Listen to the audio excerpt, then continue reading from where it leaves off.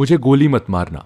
आंखों में मौत का खौफ और दर्द भरी आवाज में सुने का ये आखिरी शब्द किसी को भी पिघला सकते हैं, लेकिन वो अपने ही शहर की गलियों में बचकर भागते हुए रहम की भीख मांग रहा था और फिर आखिरकार खुद को बचाने के लिए 70 सेंटीमीटर की सीवर लाइन पाइप में जाकर छुप गया, जहां उसने अपनी जिंदगी के आखिरी कुछ पल बिताए, जिन्हें काफी खौफनाक पल कहा जा सकता है। और जितना भी समय वो उस पाइप में रहा होगा, उसने जरूर अपनी जिंदगी के लिए फरियाद ही की होगी और मौत के डर ने हर पल उसे धमकाया ही होगा। लेकिन कहते हैं ना, वक्त से बलवान कोई नहीं होता है, और इस बार वक्त ही उसके खिलाफ था और कुछ ही वक्त में उसकी मौत की खबरें सुर्खियों में बदल गई। दोस्तों, आप सोच रहे हैं कौन था वो बेचारा, लेकिन जब हम आपको उसका नाम बताएंगे तब शायद आपकी सोच बदल जाएगी।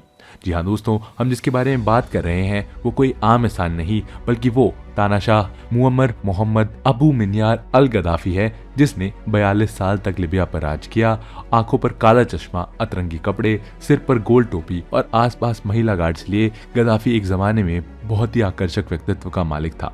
फिर आखिर क्यों उसका सामना इतनी खौफनाक मौत से हुआ? आखिर क्यों उसके अपने ही लोग, जो एक समय गद्दाफी को अपना मसीहा समझते थे, वे उसे ही मारना चाहते थे? क्यों उसकी अपनी जनता उसे बेतहाशा नफरत करती थी? और बात ये भी आती है कि अगर लिबिया की जनता ने उसे अपनाया ही नहीं था, तो कैसे उसने 42 साल तक लिबिया पर शासन किया? दोस्तों, इन सभी सवालों का जवाब हम आज की इस वीडियो में देने वाले हैं, जो कि हमारी द डिक्टेटर्स नाम की सीरीज की पहली कड़ी है।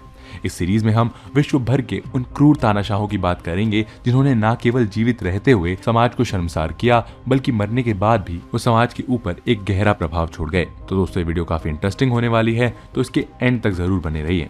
नमस्कार दोस्तों, मैं हूं शशांक पांडे और आप देख रहे हैं वर्ल्ड अफेयर्स। लेकिन दोस्तों, इससे पहले हम इस वीडियो में आगे बढ़े, मैं आप सभी के साथ एक इंपॉर्टेंट इन्फॉर्मेशन शेयर करना चाहता हूं। दोस्तों, अनअकैडमी, जो कि इंडिया का बेस्ट प्लेटफॉर्म है फॉर यूपीएससी प्रिपरेशन, उसने अपने यूपीएससी सब्सक्रिप्शन के प्राइसेस ड्रास्टिकली रिड्यूस कर दिए हैं।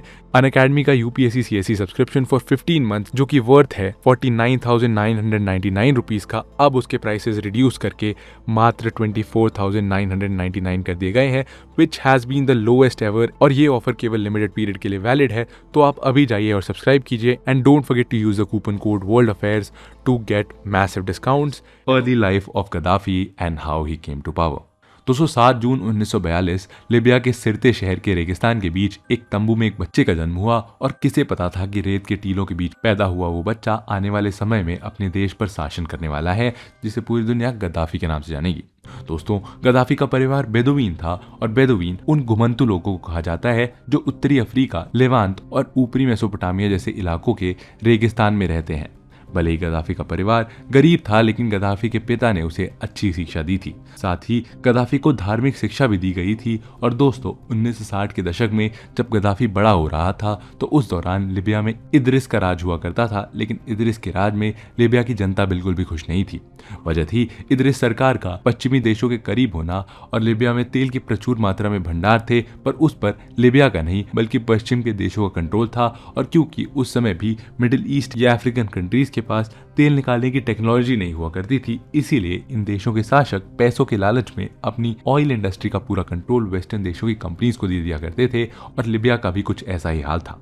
यही कंपनियां कीमत तय करती थी और राजस्व के लगभग आधे हिस्से की मालिक होती थी, लेकिन तेल का फायदा सिर्फ इदरिस सरकार को हो रहा था, ना कि जनता को। जनता अभी भी गरीबी और भुखमरी का शिकार हो रही थी, और इदरिस सरकार जनता पर ध्यान नहीं दे रही थी, जिसकी वजह से जनता उसके खिलाफ खड़ी हो गई और सरकार के खिलाफ विरोध करने लगी।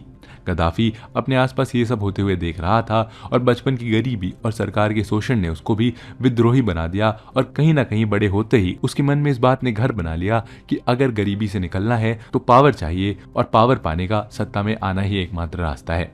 इसीलिए दोस्तों, वो बढ़ चढ़कर लिबिया में होने वाली एंटी गवर्नमेंट प्रोटेस्ट में भाग लेने लगा, और गद्दाफी ने इदरिस सरकार के खिलाफ कई विरोध प्रदर्शन किए, उनके खिलाफ पोस्टर बांटे, जिसकी वजह से अव्यवस्था के फैलाने के आरोप में उसे गिरफ्तार भी किया गया, और सजा के तौर पर गद्दाफी और उसके परिवार को अपना शहर छोड़ना पड़ा। जिसके बाद गद्दाफी मिस्रात चला गया, लेकिन सत्ता हासिल करने की आग अब भी उसके अंदर जल रही थी, और यहाँ पर भी वो गुप्त रूप से अपने मिशन को कामयाब करने के लिए ही काम कर रहा था। गद्दाफी मिस्र के नेता गमाल अब्देल नासेर के विचारों से काफी प्रभावित था, और नासेर ने अरब राष्ट्रवाद को बढ़ावा देने और पश्चिम के उपनिवेशवाद को खत्म करने की वकालत की थी।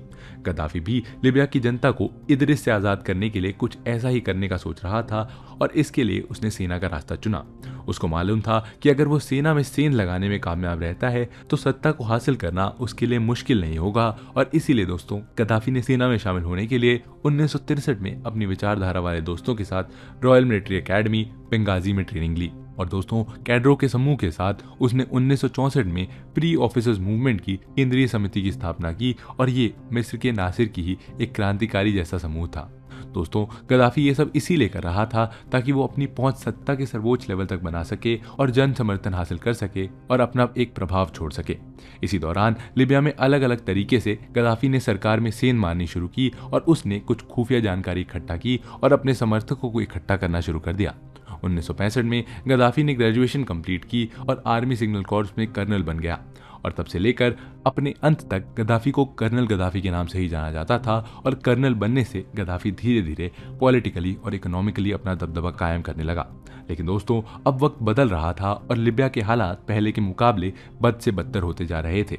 लोग आज़ादी की मांग कर रहे थे और उस वक्त न सिर्फ लिबिया के हालात खराब थे बल्कि बाकी अरब देशों के भी हालात बहुत खराब थे। 60 के दशक में अरब राष्ट्रवाद चरम पर था और 1967 में मिस्र 6 दिन के युद्ध में इसराइल से हार गया तो लिबिया में भी इसका असर दिखने लगा। पश्चिमी देशों के करीबी होने की वजह से इदरिस को इसराइल समर्थक माना जाता था और इसके विरोध में राजधानी त्रिपोली और बेंगाजी जैसे शहरों में विरोध प्रदर्शन हुए। लेकिन इदरिस की गवर्नमेंट इन विद्रोहों को क्रूरता से कुचलने लगी। जब हालात और ज्यादा बिगड़ गए तब लिबिया में रहकर अपने मकसद तक गद्दाफी नहीं पहुंच सकता था, इसीलिए वो टर्की चला गया। टर्की जाने के बाद गद्दाफी ने लिबिया पर शासन की तैयारी शुरू की क्योंकि वही सही वक्त था जब वो बादशाह इदरिस से रियासत को अपने हाथ में ले सकता था और इस समय तक लिबिया के पॉलिटिकल सिस्टम में उसकी पात भी मजबूत हो चुकी थी। हालांकि उस समय तक गद्दाफी का मकसद सिर्फ लिबिया को आजाद करना था क्योंकि गद्दाफी को किंग इदरिस की अरब देशों से दूरी और पश्चिम देशों के साथ नजदीकी बिल्कुल रास नहीं आ रही थी। इवन इदरिस ने अमेरिका और ब्रिटेन को देश में मिलिट्री बेसिस कायम करने की इजाजत तक दे रखी थी। और दोस्तों ऐसे ही 1 सितंबर 1971 को जब इदरिस टर्की में अपना इलाज करा रहे थे तब लिबिया की राजधानी त्रिपोली और बेंगाजी में मिलिट्री की गाड़ियां सरकारी दफ्तरों, संपर्क केंद्रों और पुलिस स्टेशनों जैसी महत्वपूर्ण जगहों पर पहुंच गई और उस दौरान तख्ता पलट की अफवाहें इतनी ज्यादा थी कि जब वो असल में हुआ तो किसी ने ध्यान तक नहीं दिया कि ये किसने किया है। जब 1 सितंबर को तख्ता पलट हुआ तो किसी को यह पता ही नहीं था कि इसकी बागडोर किसके हाथ में है और भ्रम की स्थिति इस हद तक थी कि इदरिस में निजी बॉडीगार्ड और त्रिपोली के बाहर तैनात अमेरिकी सेना ने इंटरफेरेंस ही नहीं किया। सेना को लगा कि आदेश बड़े अफसरों से आया है तो उसने खुद ही सरकारी दफ्तरों पर कब्जा करना शुरू कर दिया था और लिबिया में महज कुछ ही घंटों में शासन बदल गया था, लेकिन एक भी व्यक्ति की मौत की खबरें नहीं आई थी। गद्दाफी ने बिना खून बहाए वहां के बादशाह इदरिस को अपनी गद्दी से हटाने के साथ ही साथ लिबिया की राजधानी को खत्म कर दिया और ऐसा लग रहा था कि गद्दाफी ने लिबिया ही नहीं उसके साथ ही पश्चिमी देशों को भी बेवकूफ बना दिया था। कर्नल गद्दाफी मात्र 27 साल की उम्र में तख्ता पलट करने में समर्थ रहा और तख्ता पलट का नेतृत्व करने वाले डायरेक्टोरेट ने खुद को रेवोल्यूशनरी कमांड की काउंसिल यानी आरसीसी का नाम दिया और गद्दाफी ने राजशाही को खत्म कर लिबियन अरब गणराज्य का ऐलान कर दिया। और टर्की में मौजूद किंग इदरिस को जब तख्ता पलट का पता चला तो उसको मालूम था कि अगर वो वापस लिबिया गया तो उसका हश्र बुरा हो सकता है, इसीलिए उसने देश से बाहर ही रहना उचित समझा और 1983 में उसकी मृत्यु तक वो देश से बाहर ही रहा। दोस्तों चौंकाने वाली बात यहाँ ये थी कि तख्ता पलट के बावजूद लिबिया के लोगों को यही नहीं मालूम था कि कौन पूरे घटनाक्रम का मुखिया है और घटना के 7वें दिन उन्हें इस बात की जिम्मेदारी तब मिली जब गद्दाफी ने राष्ट्र के नाम अपना पहला संबोधन किया। राष्ट्र के नाम अपने पहले भाषण में उसने कहा कि मैंने सत्ता बदलकर बदलाव और शुद्धिकरण की मांग का जवाब दिया है और बादशाह ने देश के बाहर रहने की बात मान ली है। बहुत से लोगों ने रुकी और सामंती राजनीतिक व्यवस्था के बाद बहने वाली ताजा हवा का जोर शोर से स्वागत किया। हालांकि अब यहाँ से यह सवाल उठता है कि लिबिया की जनता ने गद्दाफी में ऐसा क्या देखा कि वे उसे अपना मसीहा मान बैठे और एक डिक्टेटर के रूप में उसे आसानी से अपना लिया। आइए अब वो जानते हैं why people accepted him as a dictator, transition from the messiah phase to the dictator phase. देखिए दोस्तों, लिबिया में जिस वक्त तख्ता पलट हुआ उस दौरान लिबिया के लोगों में राष्ट्रवाद की लहर दौड़ रही थी और उन्हें एक ऐसा नेता चाहिए था जो उन्हें विकास की ओर ले जाए, और गद्दाफी उन वाक्यों से वाकिफ था।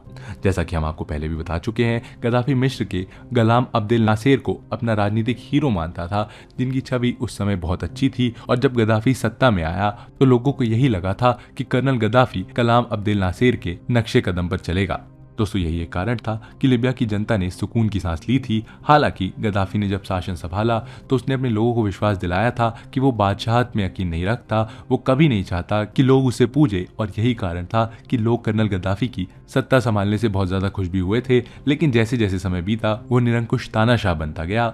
और आइए अब जानते हैं कि कैसे हुई शुरुआत उसकी तानाशाही की। As a dictator.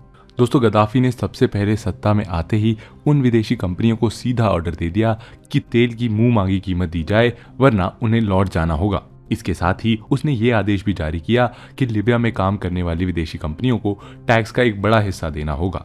तेल कंपनियों के पास और कोई सोल्यूशन नहीं था और उन्हें गद्दाफी की बात माननी ही थी। और इसके बाद लिबिया की इकोनॉमी में गजब का उछाल आया, जिसकी कभी किसी ने कल्पना भी नहीं की थी। गद्दाफी के किए गए कामों को देखने के बाद आसपास के अरब देशों में लोग उसको आइडल मानने लगे थे, और फिर उन्होंने भी गद्दाफी की राह को अपनाया और धीरे धीरे पैसा सर चढ़ बोलने लगा। और जैसे जैसे समय बीतता गया गद्दाफी निरंकुश तानाशाह बनता गया। गद्दाफी ने लिबिया में हो रहे हर तरह के व्यापार को अपने बेटों को सौंप दिया, और अब व्यापार बड़ा हो या छोटा उन्हें गद्दाफी के बेटे ही संभालते थे, जिसकी वजह से घर के घर में पैसा जाता था और इधर जनता आर्थिक तंगी से शिकार हो रही थी। पैसों और ताकत के गुरूर ने गद्दाफी की इंसानियत खत्म कर दी और साथ ही साथ उसकी सोचने समझने की शक्ति भी। 1970s और 1980s के दशक में गद्दाफी ने लिबिया के अफ्रीका के पड़ोसी राज्यों खासकर चैड पर आक्रमण किए, और जाहिर सी बात है कि ऐसा करके वो आसपास के देशों को कब्जा करना चाहता था, और साथ ही उसकी आतंकी संगठनों के साथ जुड़े होने की खबरें भी सुर्खियों में थी। साफ तौर पर गद्दाफी की नीतियां विरोधियों का दमन करने वाली थी, और यही वजह थी कि लोग उसे सन की भी कहा करते थे। धीरे धीरे गद्दाफी को कई देशों की सरकारों ने प्रतिबंधित कर दिया, और नतीजा हुआ कि लिबिया की अर्थव्यवस्था बिगड़ने लगी। कई आतंकी हमलों में लिबिया का नाम भी सामने आया, और 1986 में बर्लिन डांस क्लब की बमबारी में लिबिया का नाम आने पर अमेरिकी राष्ट्रपति रोनाल्ड रीगन ने कार्रवाई की और त्रिपोली स्थित गद्दाफी के निवास पर हमला किया। इसके अलावा गद्दाफी दुनिया भर में उस समय बहुत बदनाम हो गया जब 21 दिसंबर 1988 को फ्रैंकफर्ट से डेट्रॉइट जाने वाले पैन एम जहाज में स्कॉटलैंड में लॉकरबी के ऊपर हवा में विस्फोट हुआ, जिसमें 243 लोग मारे गए। बाद में जांच में पाया गया कि इसमें कथित रूप से लिबिया का हाथ था, और इस बात पर अमेरिकी राष्ट्रपति रोनाल्ड रीगन गद्दाफी से इतना नाराज हुए कि उन्होंने गद्दाफी को एक मैड डॉग यानी पागल कुत्ता तक कह डाला। बहुत कम समय में गद्दाफी ने अपने दुश्मन बना लिए थे, और अपनी सुरक्षा को लेकर उसका पागलपन भी बढ़ता जा रहा था। उसे डर था कि उसके विरोधी उसको मरवा ना दें, उसका असैसिनेशन ना करा दें, इसीलिए उसने अपनी सिक्योरिटी बहुत ज्यादा टाइट कर दी। अब जब भी गद्दाफी का काफिला निकलता तो हथियारबंद सैनिकों के साथ एक जैसी कई गाड़ियां निकलती थी जो दो अलग दिशाओं में जाती थी, और एक में वो खुद होता था और दूसरे को झांसा देने के लिए इस्तेमाल किया जाता था। इसके अलावा वो 2 जहाजों का इस्तेमाल करता था, और हद तो तब हो गई जब वो किसी से हाथ मिलाने से पहले भी दस्तानों का इस्तेमाल करने लगा ताकि उसे किसी प्रकार का इन्फेक्शन ना हो सके। दोस्तों, गद्दाफी अपने विरोधियों और आलोचना से इतना डरता था कि अब सार्वजनिक जगहों पर विरोधियों को फांसी पर लटकाना भी उसके लिए आम बात हो गई थी। और उन दिनों त्रिपोली में रहने वाले आशीष शिखावी ने बीबीसी से बात करते हुए कहा था कि एक दिन जब हम विश्वविद्यालय पहुंचे तो उसके मुख्य द्वार पर 4 स्टूडेंट्स फांसी के फंदे में लटके हुए थे। मैं वो दृश्य आज तक नहीं भूल पाया हूँ। और हुआ ये था कि गेट पर गद्दाफी का एक बहुत बड़ा पोस्टर लगा हुआ था, और रात को कुछ छात्रों ने आकर उस पोस्टर पर कालिक पोत दी थी, और गद्दाफी के प्रशासन ने तय किया कि उन स्टूडेंट्स को सबक सिखाया जाए, और फिर उनको विश्वविद्यालय के गेट पर फांसी पर चढ़ा दिया गया। समय बीतने के साथ ही साथ गद्दाफी के जुल्म भी बढ़ते जा रहे थे, और 1996 में गद्दाफी के सैनिकों ने त्रिपोली की अबू सलीम जेल में कैदियों को एक अहाते में जमा कर एक लाइन से उन पर गोलियां चलवा दी, और फिर वही जेल के पास मौजूद जमीन पर उन सबको दफना दिया गया। कारण बस यही था कि उन कैदियों ने कर्नल गद्दाफी की तानाशाही का विरोध किया था। ह्यूमन राइट्स वॉच के अनुसार इस नरसंहार में 1270 कैदी मारे गए थे, और इन कैदियों के रिश्तेदारों को कभी नहीं बताया गया कि वे जिंदा हैं भी या नहीं।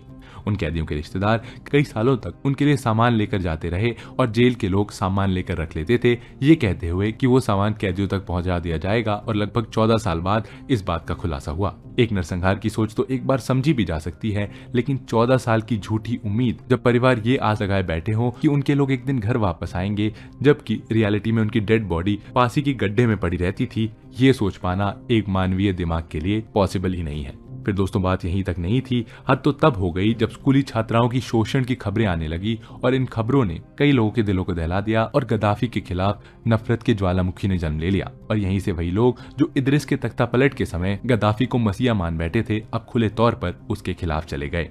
Beginning of the protest. दोस्तों गद्दाफी की तानाशाही नीतियों की वजह से कई देशों ने लिबिया पर सैंक्शंस लगा दिए और लिबिया का विदेशी व्यापार ठप पड़ गया और फिर से वही समस्या क्रिएट हो गई जो इदरिस के समय में थी।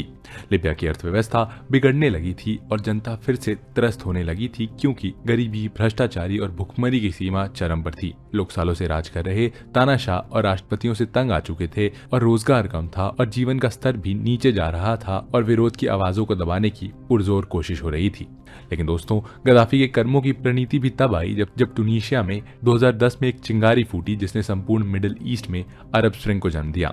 कई देशों में दशकों से चली आ रही तानाशाही सरकारें धीरे धीरे कम होने लगी और अब लोग तानाशाही की जगह लोकतंत्र की मांग करने लगे। मोनार्की को एंड करने के लिए अब पूरे अरब वर्ल्ड में विद्रोह होने लगे। और दोस्तों टूनीशिया से फैली अरब स्प्रिंग की आग जब लिबिया में पहुंची तो उसने लिबिया को झुलसा कर रख दिया। The beginning of the fall of Gaddafi's regime. लेकिन दोस्तों यहाँ गद्दाफी को जरा भी फर्क पड़ता नजर नहीं आ रहा था। इवन जब उससे पूछा गया कि उसे राज करते हुए 40 साल से ज्यादा का समय हो गया, तब उसने कहा था कि अगर ब्रिटेन की महारानी 50 से अधिक वर्षों तक और थाईलैंड के राजा 68 सालों तक राज कर सकते हैं तो आखिर मैं क्यों नहीं। और दोस्तों फरवरी 2011 आते आते गद्दाफी के खिलाफ सड़कों पर होने वाले प्रदर्शन लोकप्रिय विद्रोह में बदल गए और इधर इन प्रदर्शनों को खत्म करने के लिए गद्दाफी की वफादार सेना ने लोगों पर हवा से बम गिराने शुरू कर दिए, जो आगे चलकर उसकी सबसे बड़ी भूल साबित हुई। फरवरी के दूसरे हफ्ते तक करीब 3000 नागरिकों की मौत हो चुकी थी और मृत लोगों की संख्या बढ़ने के बाद संयुक्त राष्ट्र ने लिबिया को फ्लाइंग प्रोहिबिटेड एरिया डिक्लेयर कर दिया। दोस्तों साथ ही एक प्रस्ताव पारित किया गया जिसमें लिबिया के नागरिक जो विद्रोह कर रहे थे उन्हें किसी भी तरह से बचाने की बात की गई। फिर इसी गद्दाफी की बमबारी में कुछ ह्यूमन राइट एक्टिविस्ट की मौत हो गई, जिसके बाद से गद्दाफी के खिलाफ यूएन से लेकर कई इंटरनेशनल ऑर्गेनाइजेशंस हो गई। वो नेटो सेनाओं ने लिबिया में नागरिकों को बचाने के लिए सैन्य ठिकानों पर हवाई हमले करने शुरू कर दिए और नेटो और पश्चिमी देशों के आने के बाद विद्रोही सेनाओं को गद्दाफी के खिलाफ लड़ने में मदद मिली। विरोध प्रदर्शन से शुरू हुआ विद्रोह जुलाई अगस्त आते आते गृह युद्ध में बदल चुका था और 20 अगस्त तक विद्रोही सेनाएं राजधानी त्रिपोली के करीब पहुंच चुकी थी। 21 अगस्त को यह ऐलान किया गया कि गद्दाफी के बेटे सैफ अल इस्लाम को हिरासत में ले लिया गया है और फिर गद्दाफी की बीवी और बेटियों को लिबिया छोड़ना पड़ा और कुछ ही वक्त बाद गद्दाफी खुद भी लिबिया से गुमशुदा हो गया। राजधानी से भागे गद्दाफी का लगभग 2 महीनों तक कुछ अता पता नहीं था और अक्टूबर तक शहर में विरोधी सेनाएं कब्जा करने की कोशिश कर रही थी और ये वही शहर था जहां गद्दाफी का जन्म हुआ था। 20 अक्टूबर को सीरत के पश्चिम से 10 से 20 गाड़ियों का एक बड़ा काफिला गुजरते देखा गया और जाहिर सी बात थी कि गाड़ियों का काफिला यानी गद्दाफी का काफिला। फ्रांस के सैन्य विमान ने इस काफिले पर हमला कर दिया और इस हमले में 2 लोगों की मौके पर मौत हो गई। ये गद्दाफी का बेटा मुतासिम और सैन्य प्रमुख अबू बकर यूनुस थे। इस हमले से जैसे तैसे गद्दाफी बच गया और अपने कुछ लोगों के साथ अपने ही शहर की गलियों में अपने ही लोगों के बीच जान की भीख मांगते हुए दर दर भटकने लगा। लेकिन दोस्तों इस टाइम तक लोगों के मन में इतनी नफरत भर चुकी थी कि वे उसकी मदद की बजाय उसे नोच खाने को तैयार थे। भीड़ बेकाबू होने लगी और गद्दाफी को देखते ही लोग उसे खौफनाक मौत देने की इच्छा रखने लगे। अपने ही लोगों से बचते हुए गद्दाफी रेगिस्तान के एक 70 सेंटीमीटर के सेरेमिक पाइप में जाकर छुप गया, लेकिन आखिर वो कब तक छुपा था। कुछ ही वक्त में उसे ढूंढ लिया गया और अब उसके पास कोई और चारा नहीं था। वो अपने दोनों हाथ जोड़ करके जैसे ही पाइप से बाहर निकला तो लोगों ने उसके दोनों पैरों पर गोली मार दी और कर्नल गद्दाफी को मारने के लिए लोग बेकाबू होते जा रहे थे। नाटो की फौज वहां पहुंची और लिबिया पर 42 साल तक एक छत्र राज करने वाला तानाशाह मरने से पहले अपनी जान बख्शने के लिए लोगों और सैनिकों के सामने खूब गिड़गिड़ाया। गद्दाफी के आखिरी शब्द थे, मुझे गोली मत मारो। और अभी सैनिक इस बात पर चर्चा ही कर रहे थे कि गद्दाफी को कहां ले जाए कि तब तक भीड़ में एक शख्स ने कर्नल गद्दाफी के माथे के बीचों बीच गोली चला दी और अंतिम सांसें लेते हुए कर्नल गद्दाफी ने एक खौफनाक मौत का सामना किया। वहां सिर्फ गद्दाफी की ही मौत नहीं हुई बल्कि बताया जाता है कि मुठभेड़ में लगभग 100 से ऊपर लोगों की मौत हो गई। दोस्तों कहते हैं ना, वक्त बड़ा बलवान होता है और 42 साल तक लिबिया पर राज करने के बाद आखिरकार गद्दाफी अपने अंतिम अंजाम तक पहुंच गया और उसके शव को कई दिनों बाद दफनाया गया। 20 अक्टूबर 2011 कर्नल गद्दाफी की मौत का दिन था और उस दिन लिबिया को आज़ाद घोषित कर दिया गया। लोगों ने जश्न मनाया और टीवी के हर न्यूज चैनल पर गद्दाफी की मौत का वीडियो दिखाया गया। हालांकि गद्दाफी के मरने के इतने सालों बाद भी लिबिया आज भी आंतरिक कलह से जूझ रहा है और उसके खात्मे के बाद यहाँ की प्रचुर तेल संपदा के भविष्य पर भी सवाल खड़े हो गए हैं। ऐसे में लिबिया और उसके लोगों का भविष्य केवल वक्त ही तय करेगा। दोस्तों, कर्नल गद्दाफी का अंत इस बात को साबित करता है कि बुराई चाहे कितनी भी ताकतवर क्यों ना हो जाए, उसका अंत एक ना एक दिन होता ही है और वो अंत बहुत ही खौफनाक होता है। बाकी दोस्तों, आपको ये वीडियो कैसा लगा जरूर बताइए कमेंट सेक्शन में। मिलते हैं आपसे ऐसे ही एक और इंटरेस्टिंग और इन्फॉर्मेटिव वीडियो के साथ। तब तक के लिए जय हिंद और सत्यमेव जयते।